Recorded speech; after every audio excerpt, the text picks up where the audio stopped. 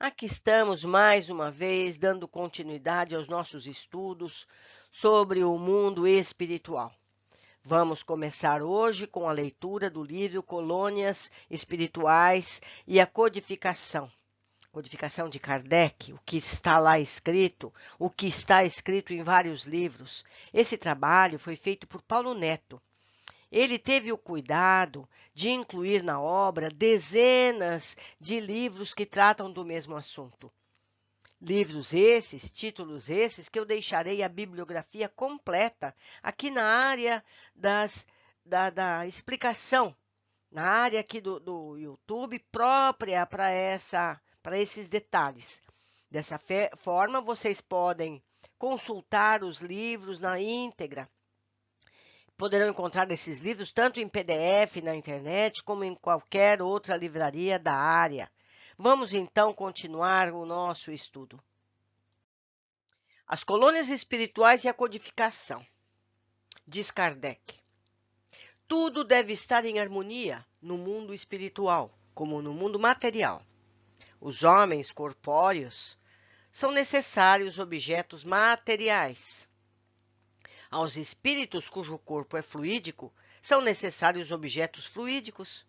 Os objetos materiais não lhes serviriam, não mais do que os objetos fluídicos não serviriam para os homens corpóreos. Mas não é coerente, meus amigos? É muito coerente?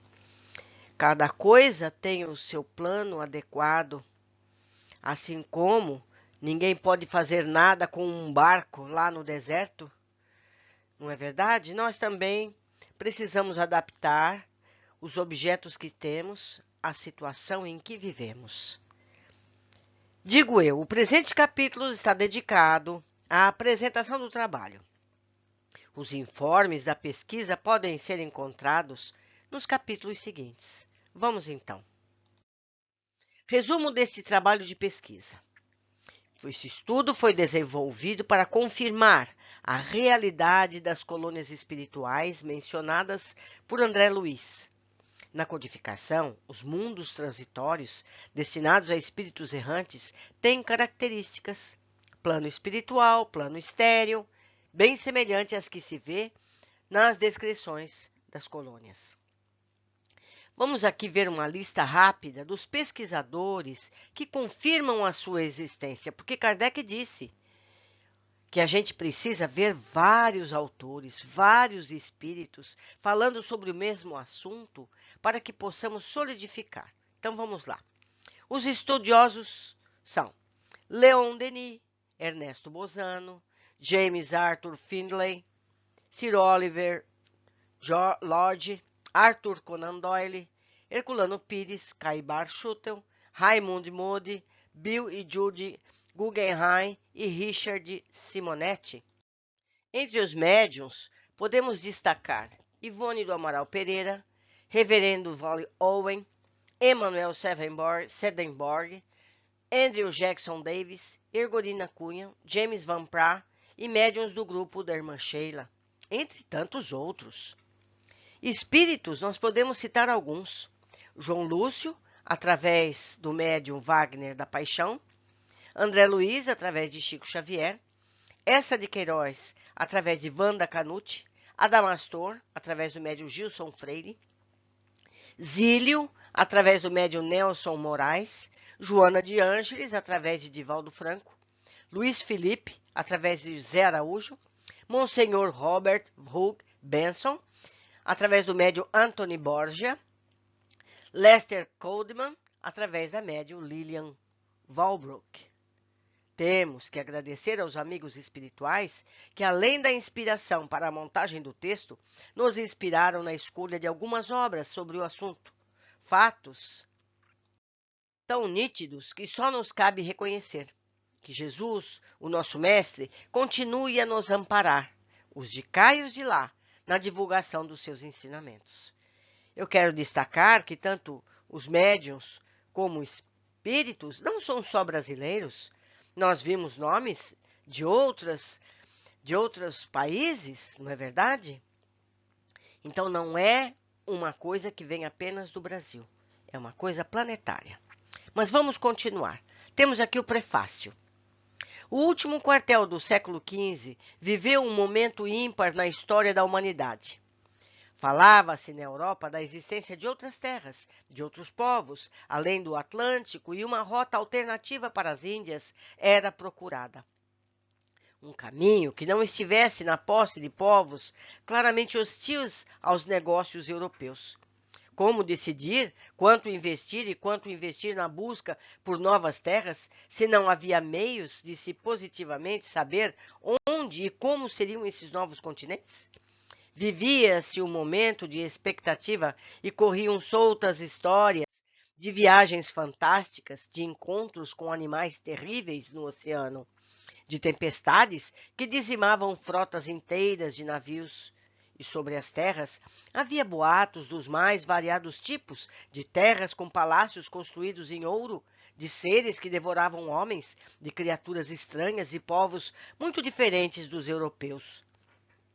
Passa o tempo, e eis que agora, no último quartel do século XIX, novos exploradores descobrem um novo mundo, tão perto e ao mesmo tempo tão distante da mesma humanidade carnal que um dia se aventurou em busca de outras terras mais além. Separado pelo espesso e não mesmo temível oceano da morte, a busca e estudo sistemático de um mundo além da vida se inicia com Allan Kardec, em outras bases. Nesse novo mundo, como seriam seus habitantes? Como se vestem? Como moram? Haveria casas, palácios, materiais nunca vistos na Terra? Como se organizariam as coletividades desencarnadas? Qual seria a base de sua organização? Almas afins e com os mesmos interesses, como elas se reúnem para realizar suas tarefas e quais são essas tarefas? Questões que se colocam com as mesmas dos antigos exploradores navais. Agora surgem naturalmente com a constatação inequívoca da continuidade da vida após a morte.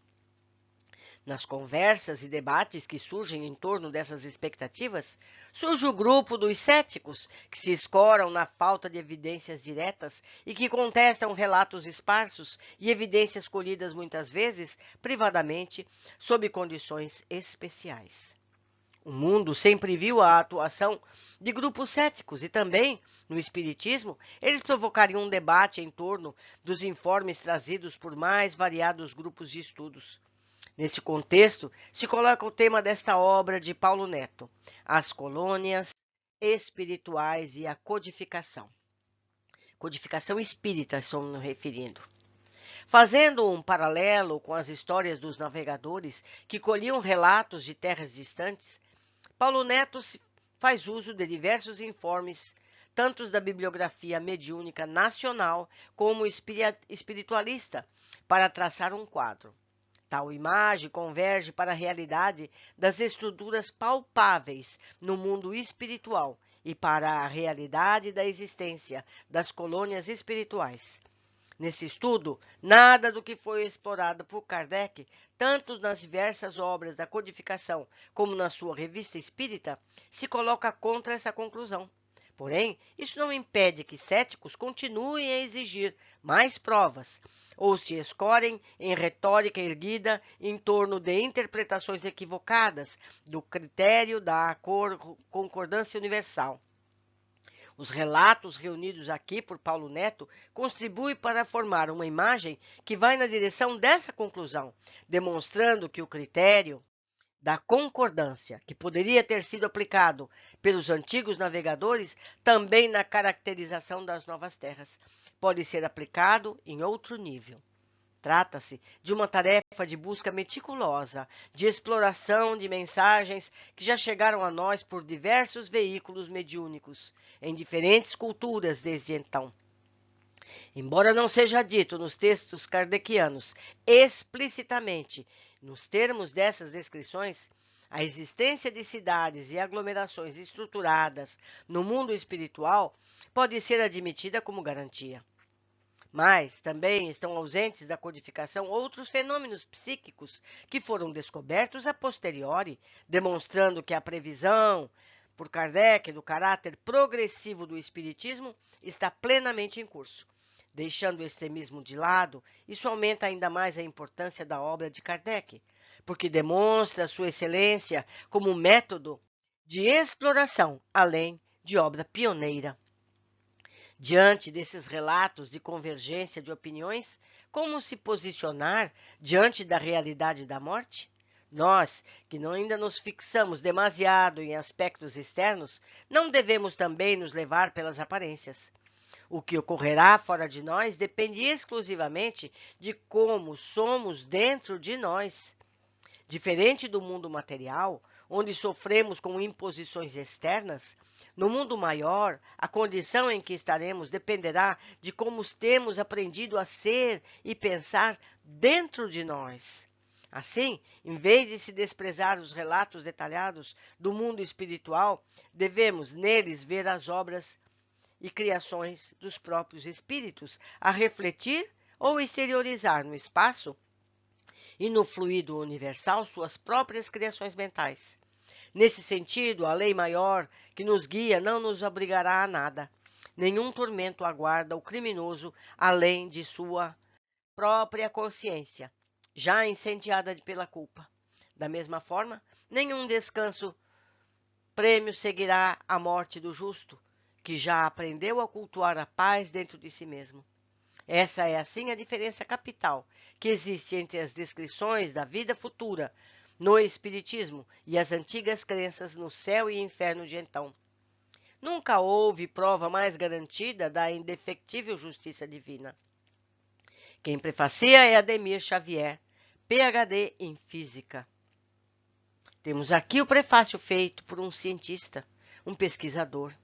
A reencarnação é uma lei biológica e, como tal, será ensinada nas escolas quando a humanidade entender essa realidade, como um dia entendeu que a Terra não era plana, como diziam os religiosos do passado. Deixo aqui meu e-mail para que possam fazer contato comigo caso desejem discutir algum tema. Como também podem deixar os seus comentários na área própria aqui mesmo no YouTube. Foi uma alegria estar aqui com vocês, iniciando um novo livro. Um grande abraço e até o próximo capítulo.